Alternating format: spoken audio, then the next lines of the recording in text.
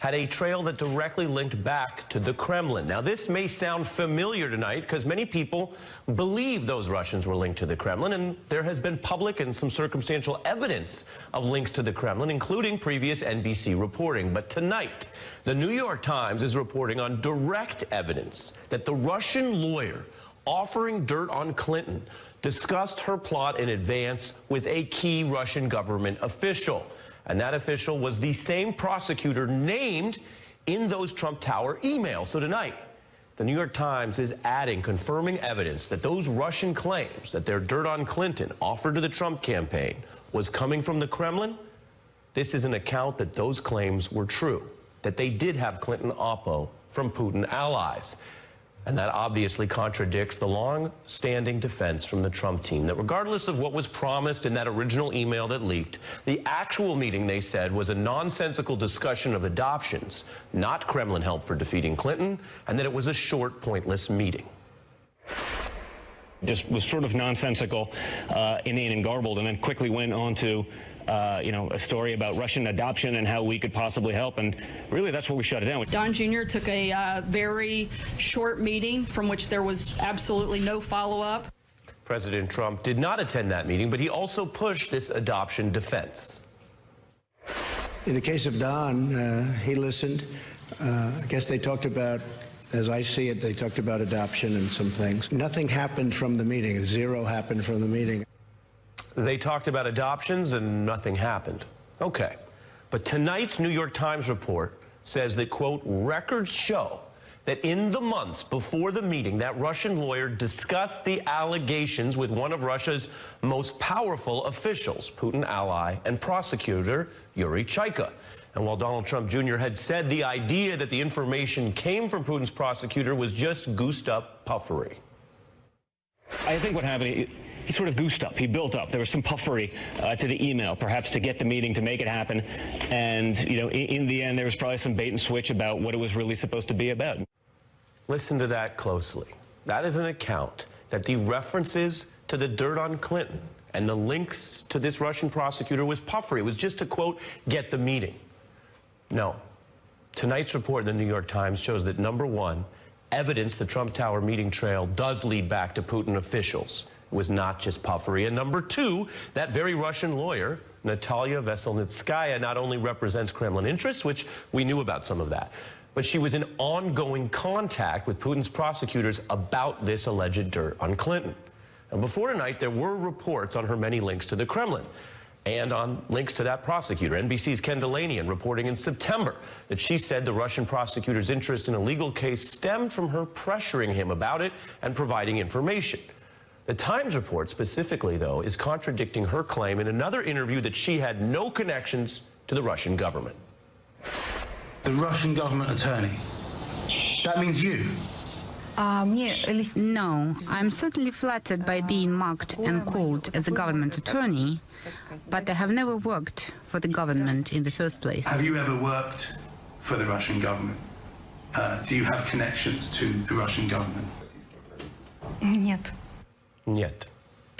Well, this week began with those new reports on the Trump side of the table, the Trump digital team asking for foreign help getting stolen Clinton emails.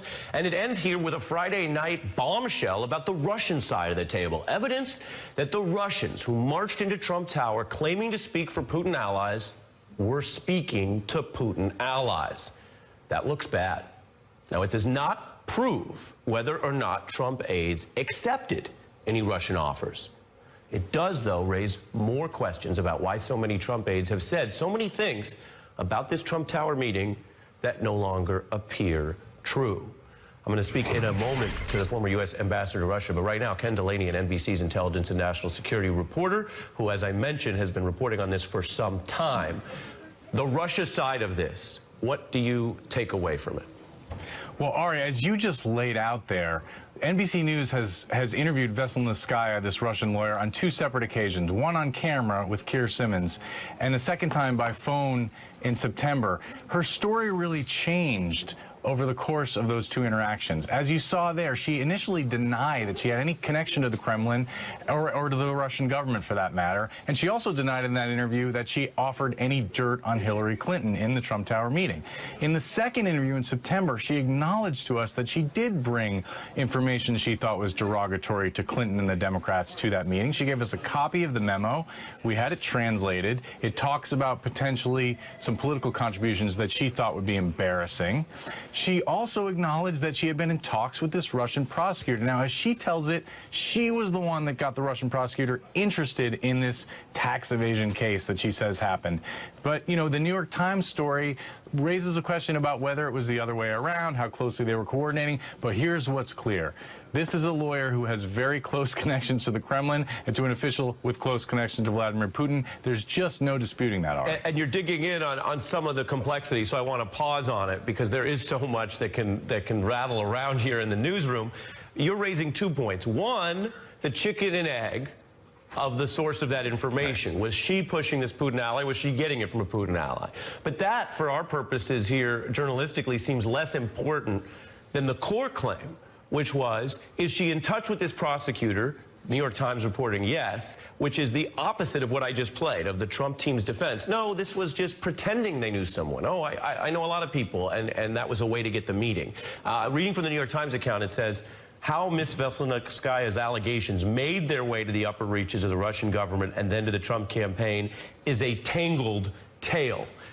Indeed it is, but Ken, when you look at the tale, would you say the ongoing evidence, some of which you've reported and some of which is in this news story, undercuts the Trump characterization of the meeting? I think that's a fair characterization, Ari. And let's remember what this is about. This is about the Magnitsky Act, which is a series of sanctions on wealthy Russians, on Putin's friends. It's one of his top priorities is to get rid of these sanctions. And this woman has spent a career lobbying and trying to do that. And now, you know, it's very clear that she was doing so in coordination with a senior Russian prosecutor who's a close associate of Vladimir Putin. Stay with me, Ken. I want to bring in Howard Fineman, a global editorial director for Huffington Post, and former U.S. ambassador to Russia, Michael McFaul. Ambassador, Yuri Chaika, this Putin-allied prosecutor, in the mix here. Explain why this matters, according to this new reporting. Well, Yuri Chaika is one of the most senior people in the Putin's world. He's been very close to Vladimir Putin for many, many years. You know, it'd be meeting with one of the top people in the cabinet in the Trump administration, if you think about it in a comparative way. And the second thing I just want to add for context is about how the nature of the Russian political system works. Think about, had she just shown up by herself, meeting with the campaign team, the son of the possibly the next president of the United States? It seems rather naive to believe that she would do that just all on her own, especially working in the. I think it'd be naive to think about that for any country. But in Russia, in Putin's world, of course, she was in contact with the Russian government about that trip. There's just no doubt in my mind. Howard, what are you thinking about on this Friday night? Добрый вечер, Ari. I'm thinking. Добрый вечер. I wish I could participate in this. Someone tells me what it means. I'm thinking a couple things. First of all, if Donald Trump Jr. repeats under oath in front of the committees or in front of the prosecutor the baloney that we now know he was spewing out on television, he's going to be in serious trouble based on what we now know. You're saying, let's pause on that, Howard. You were saying the false statement offered to Fox News, if these accounts are correct, is unfortunate. But if you offer the same statement in a legal proceeding, it becomes felonious. I think potentially very dangerous legally, because I think we're increasingly learning that this was a substantive act here, that this was a, by the way, this theory about the Democratic donors and the Magnitsky Act and so on, this is something that they're talking about openly in Russia right now. Vladimir Putin has been at a couple of conferences recently, as the New York Times reports in their story, talking about this very theory. And that leads me to the other thought I have tonight, which is that the Russians, even now, are directly involved in trying to discredit Robert Mueller and the investigation and distract attention from the probes of Donald Trump and trying to throw them elsewhere. Well, in other words, Putin isn't done yet. You make such an important point, as you often do, drawing the link from what is international coverage, what Putin is saying abroad, all the way in. Let me play for you, Howard, for your response, and then the ambassador. Sarah Huckabee Sanders today denying collusion, as is her right and as she's done before, and then referring to some of the same arguments and that are now being put back in some sort of investigative climate that tries to sort of accuse everyone else of what is under investigation with regard to the Trumps, this collusion. Take a listen. There's been a number of politicians over the past week, including Chris Christie here at the White House yesterday, who have said that Rob Mueller should step aside from certain investigations within the special counsel. Does the president share those views?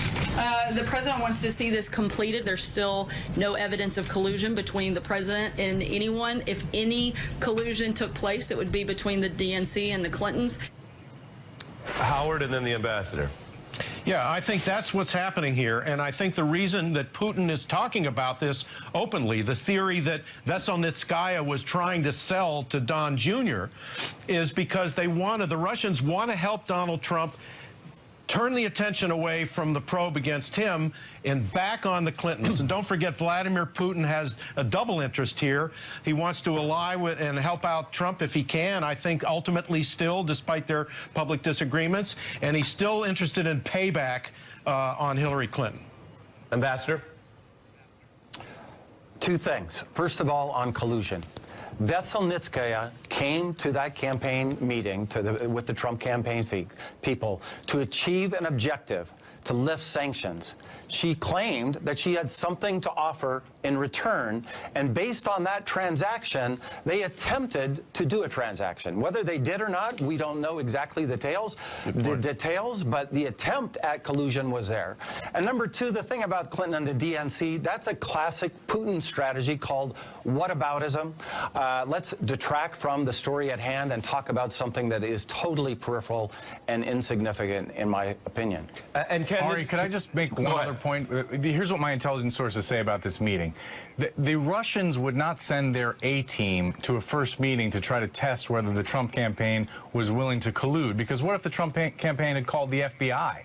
So when you look at these Russian players, and in point of fact, you know, the information that they said was derogatory to Clinton and the Democrats, I've looked at it. It really wasn't. It was very superficial. It was kind of a nothing burger. But the fact that the Trump campaign took the meeting based on a promise of help from the Russian government, that's what I think is most significant about this. Ambassador, you're shaking your head briefly. Yeah, I agree. You're not going to give everything away in the first meeting. You know, that was a fishing exercise to see if they wanted to play.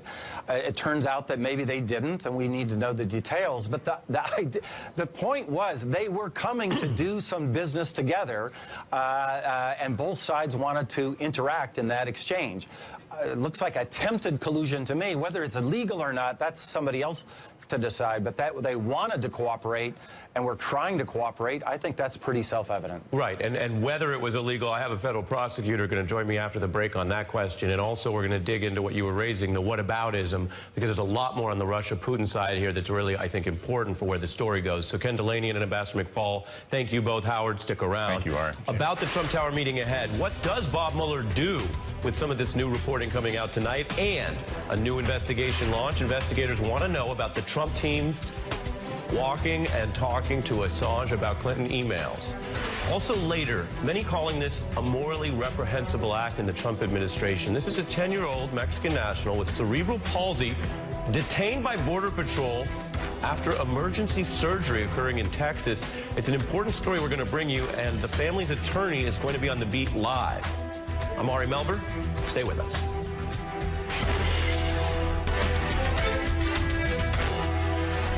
Breaking news from the New York Times tonight. New evidence tying the Russian lawyer at the Trump Tower meeting back to Vladimir Putin. At the top of the show, we were reporting on how this news puts Bob Mueller's investigation of the Trump campaign in a new light. Now we turn to the Russia side of attempted collusion. What can we learn from these specific Russians involved in this clearly expanding story? We start with the Russian lawyer who denied Kremlin links. The Russian government attorney. That means you. No, I'm certainly flattered by being marked and called as a government attorney, but I have never worked for the government in the first place. Have you ever worked for the Russian government?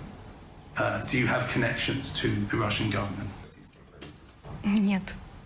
But tonight, the Times reporting there were connections to the government, and that lawyer you saw there was talking to the Putin ally named in the emails, the Crown Prosecutor of Russia, offering this dirt on Clinton as part of the Kremlin's support of Trump. That's a reference to prosecutor Yuri Chaika, as we were just discussing. Now, he is known as the master of compromise, a political attack dog for Vladimir Putin. He reportedly leaked a salacious video. I'm going to put it up here.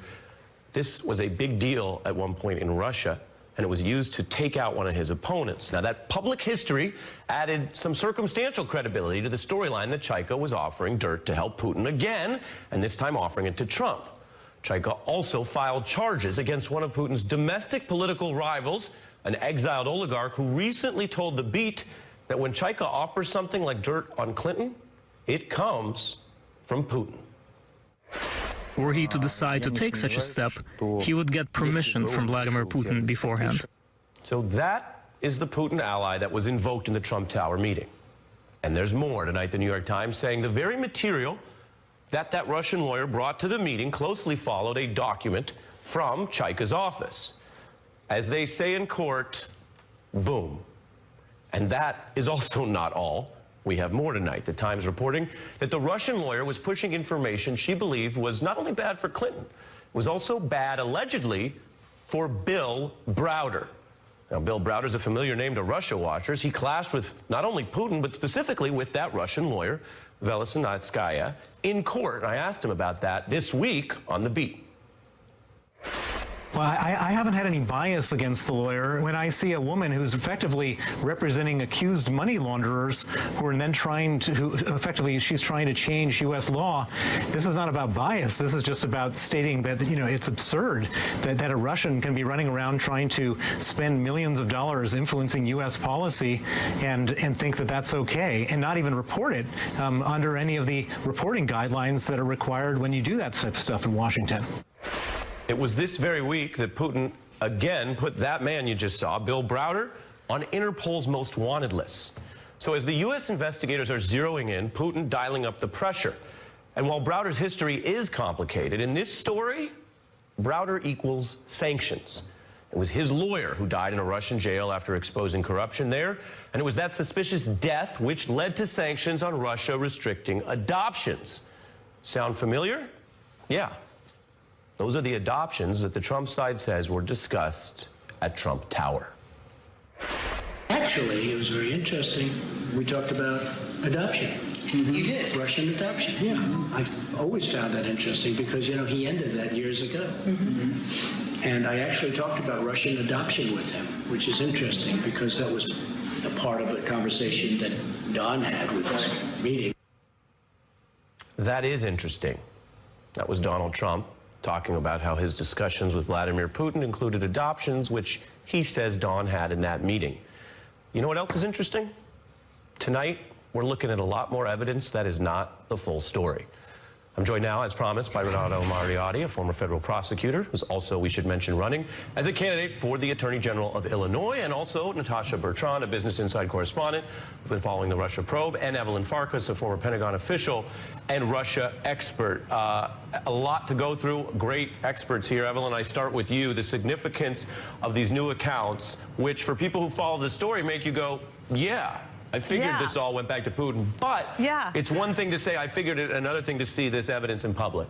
Yeah, I mean, basically what the New York Times is saying, Ari, is that, Veselnitskaya went, she produced a document, she gave it to Donald Trump Jr. The document contained the same information as a document that Chaika, Yuri Chaika, the guy you just mentioned, the prosecutor general, very close to Putin, as you said, almost like a cabinet member, he had given a document to to a member of Congress. We can talk about that as well. But that same document, basically what she gave Trump Jr. was a very similar document. That means that she must have coordinated with Chika. And of course, we know from the email trail that set up the meeting for Donald Trump Jr. Remember, there was the Goldstone guy, the British talent agent.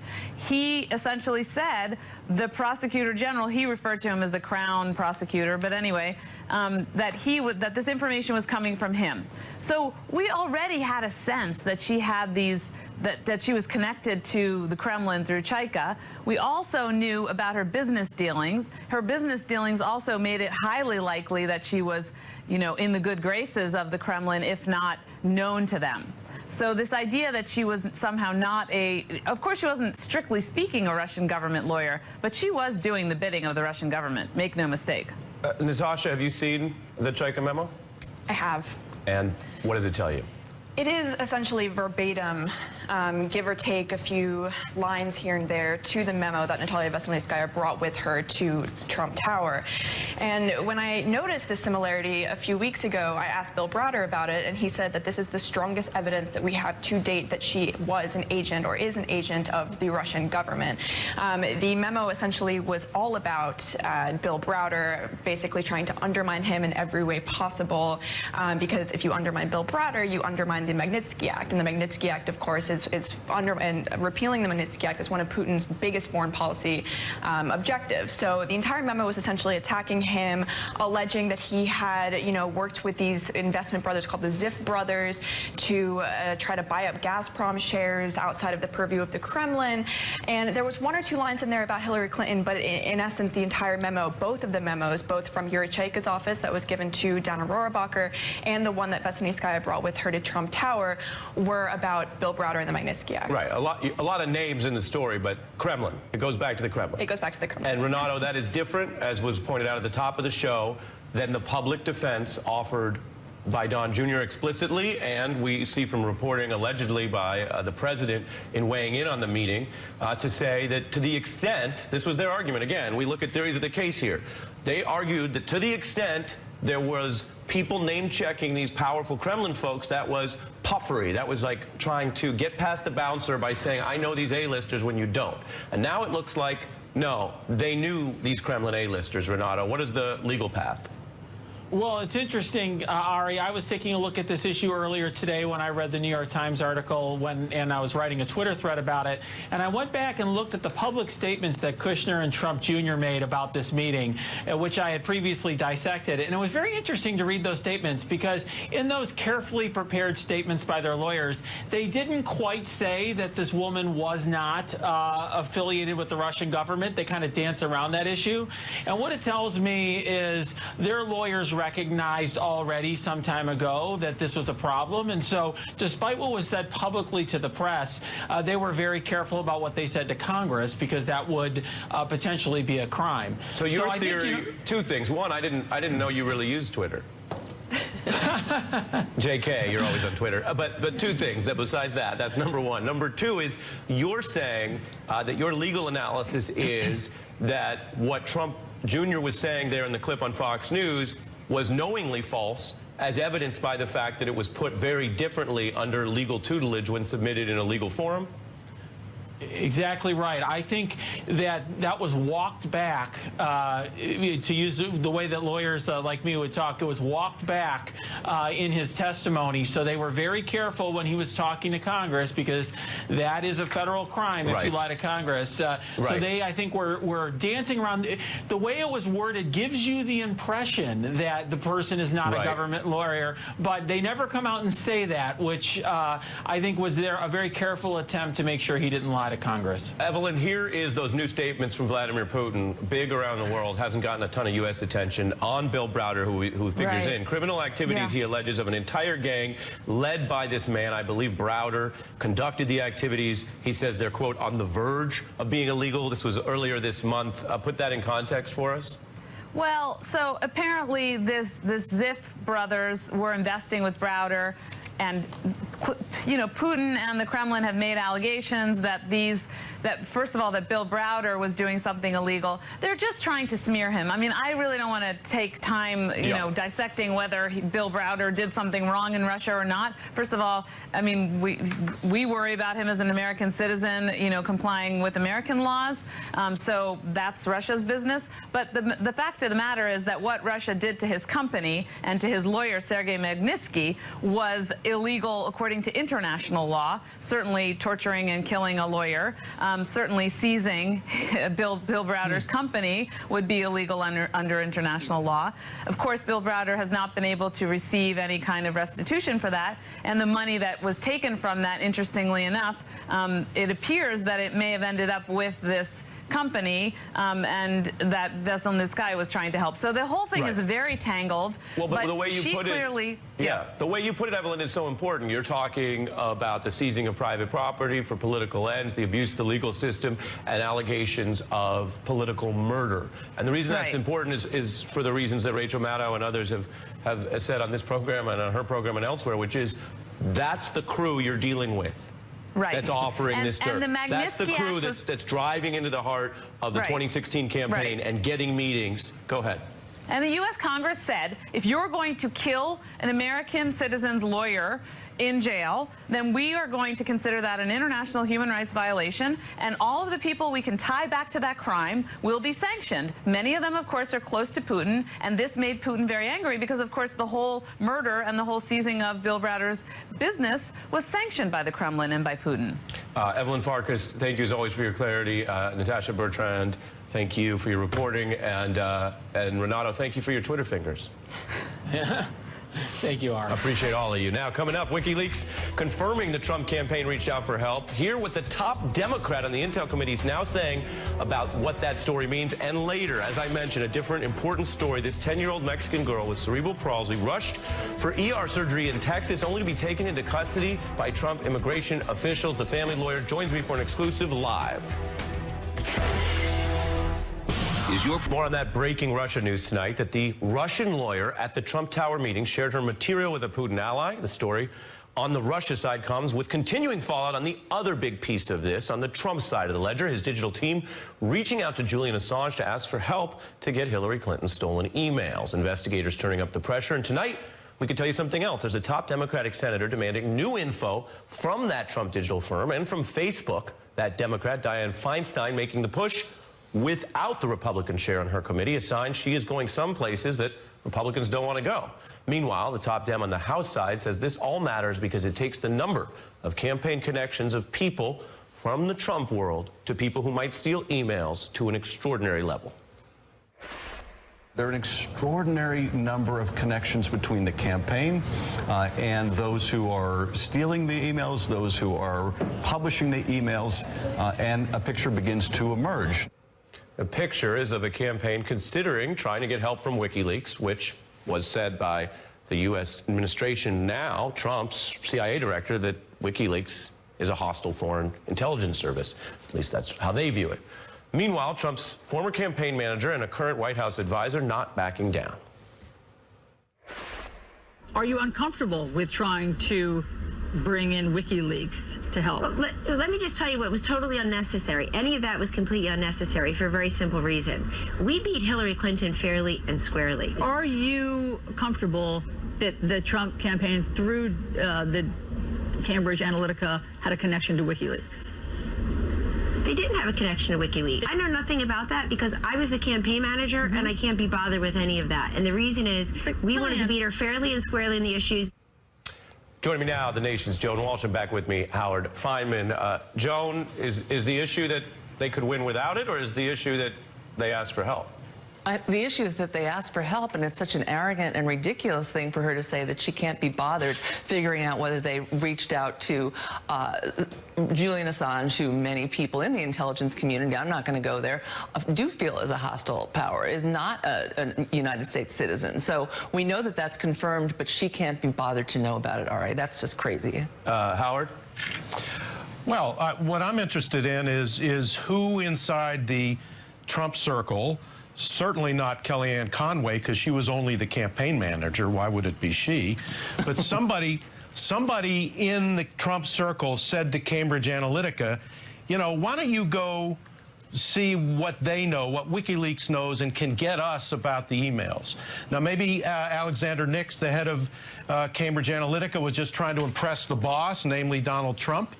Maybe Nix was also trying to impress some of the most powerful and wealthiest backers of Donald Trump, namely the Mercer family of New York, who are behind and own a big piece of Cambridge Analytica, and who, after they got out of the Cruz campaign, were big and remain big with Steve Bannon and Donald Trump. So why were they reaching out in that way at the time when Donald Trump was openly saying, gee, I wish the Russians would find the 33,000 emails? Well, if you believe the American intelligence community that WikiLeaks is a part of the Russian intelligence operation, then basically Trump was basically making an appeal to part of his own empire there to go ask the Russians. Right. Well, Joan, I mean, there are people who say there's no purpose of having Kellyanne Conway on interviews because she's a serial fable teller.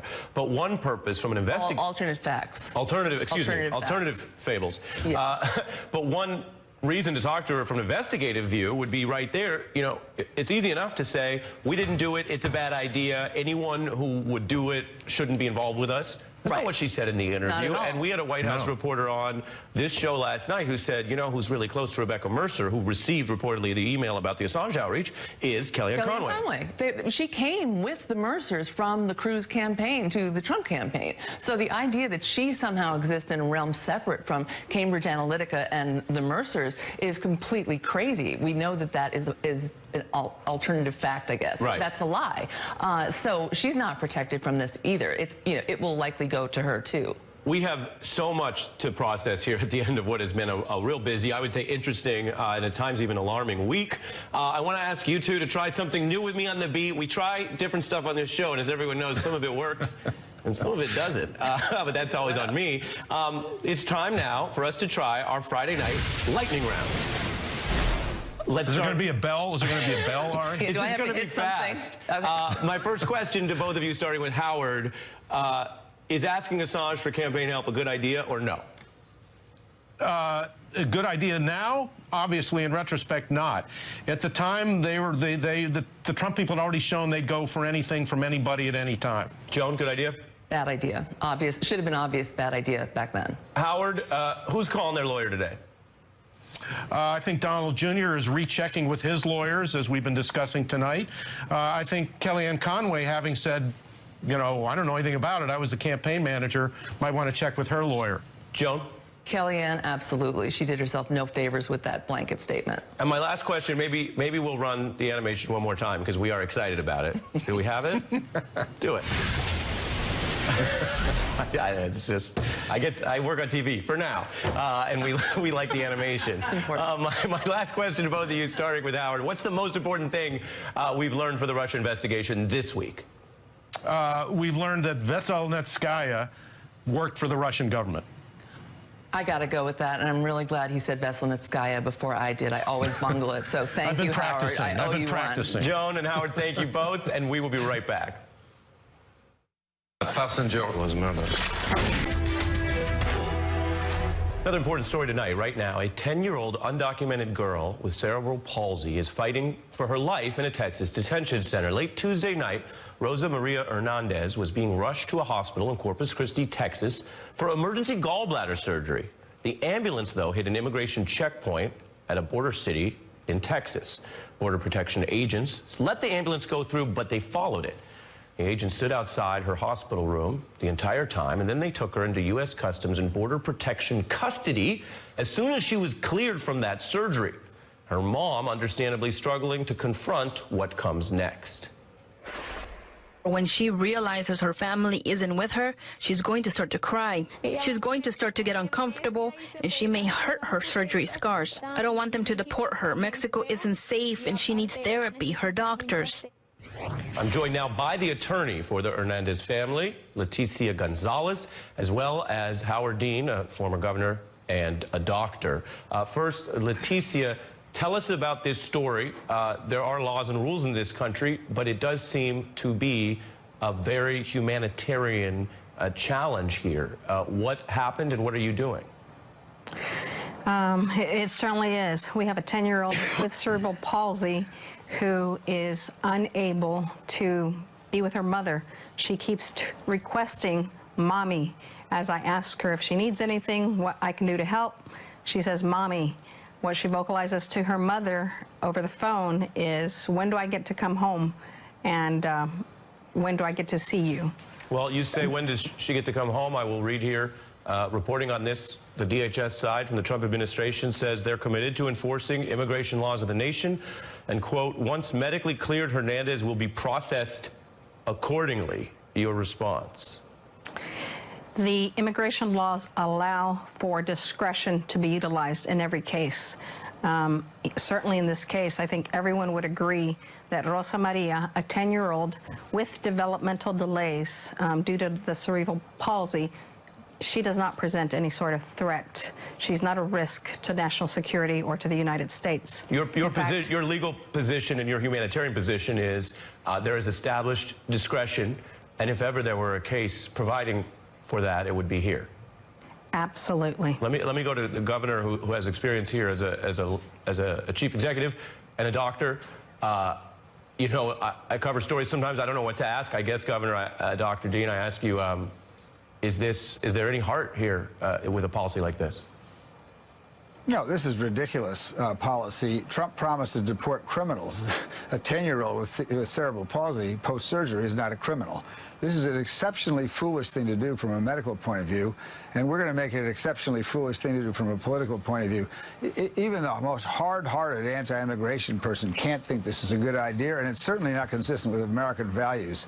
Trump has shown very little interest in American values, and I think he'll pay a price for that in 2018 when he loses the Congress. And Dr. Dean, the Washington Post reporting on this, beyond, I would call it the heartache of looking at this case, there's policy implications saying, immigration advocates say, well, this raises anxieties in these communities where people have to choose between getting emergency care and risking deportation. Well, it also makes crime more likely or less punishable, because what local police forces, for the most part, who've had actually a good relationship with the Latino communities, have done is create the opportunity for people who are victims of crime to come to them regardless of whether they're undocumented or not. Now those people are going to shut up when they see criminal activities, and everybody's going to be a victim of that. This is just stupidity. It's just plain stupidity. Leticia, final word from you. What is the family you represent? What do they want to say to the Trump administration? They would like their daughter to come home. They want Rosa Maria to be home where she can return to her normalcy. She can return to her routines. She can return to school, her special education teachers, those that know her needs, both psychologically, emotional, and just go back to normal. Thank you for sharing this with us. Leticia, please tell the family we're going to stay on the story, and we invite you and them to keep us posted as we'll stay on it. And Governor Dr. Dean, thank you as well. Thank you. Turning the page here, coming up, I'm going to show you some exclusive video coming in of Carter Page on the Hill and a leader on the Foreign Affairs Committee live.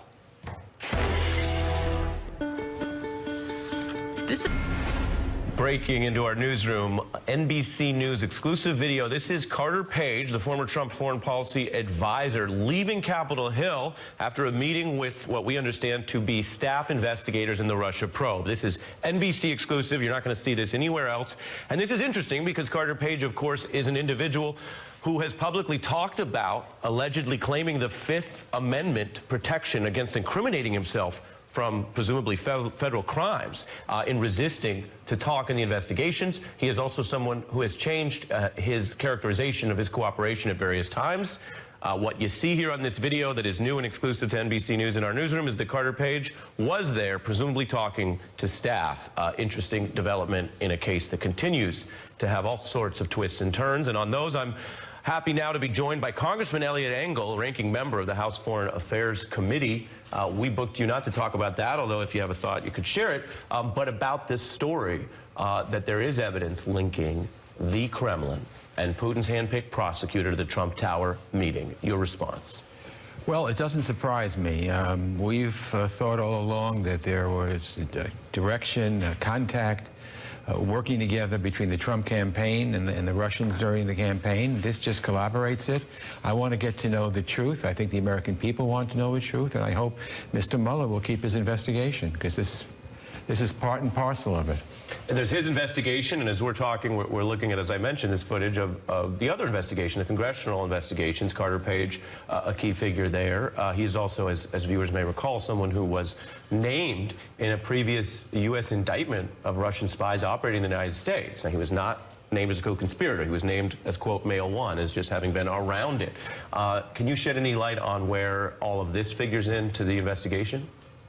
Well, again, it figures into the Russians collaborating with the Trump people. I mean, we know there were several meetings. There are a lot of denials, obviously, but you know, it just gets to a point where one thing after another, you know, you think where there's the smoke, you think there's the fire. The lawyer that met with Trump Jr.